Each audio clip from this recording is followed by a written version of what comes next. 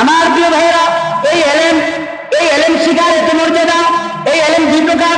একটা এলেম হচ্ছে এলমুল বিলকাল, যেটা অন্তরের এলেম, যেটা আপনাকে বাঁচাবে, যেটা আপনাকে রক্ষা করবে। ফাযালিকাল ইলমুন নাফি, এটাকে উপকারী এলেম বলা হয়, ইলমুল কলব বলা হয়। অর্থাৎ এটা হচ্ছে আপনার হৃদয়ের কলবের এলেম। আরেকটা এলেম আছে ওয়া ইলমুন আলাল লিসান, আরেকটা হচ্ছে জিহ্বার এলেম। জিহ্বার এলেম, মুখের এলেম, এটা মুখ দিয়ে আসে, মুখ দিয়ে বের হয়। এটা হুজ্জাতুল্লাহ আলাল ইবনে আদম। এই এলেমটা অনেক সময় আপনার বিপরীতেও চলে যায়, যায় কি যায় না। অনেক আলেম তাদের ফখরের কারণে, তাদের কথা আবার কারণে নিজেরাই নিজের কথা দ্বারা জড়ায়া যায়, আটকায়া যায়, যায় কি যায় না। এটা হচ্ছে আপনার ফখরি এলেম, যে এলেম আপনাকে ফখর এনে দেয়, যে এলেম আপনাকে অহংকার এনে দেয়। কিন্তু এই এলেমের পাশাপাশি আপনার মধ্যে যখন এলমুন ফিল কালব আসবে, আপনার ভিতরে কলবের এলেম আসবে, ওই এলেমটা আপনাকে মাটির মানুষে পরিণত করে দিবে। বলুন সুবহানাল্লাহ। আমার প্রিয় ভাইরা, এই জন্য আল্লাহর হাবিব বলেছেন, তোমরা বেশি বেশি এলেম অর্জন করো এবং তাআল্লামুল ইলমা ওয়া আল্লিমুহান নাস।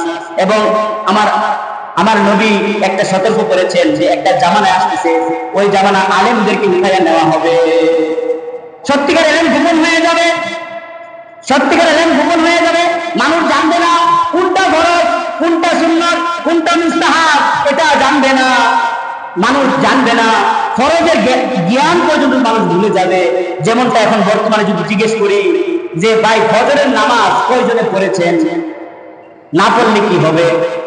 আবার জুমার নামাজ পড়ে অনেকে শুধু ফরজ 2 রাকাত পড়ে বেরিয়ে যায়।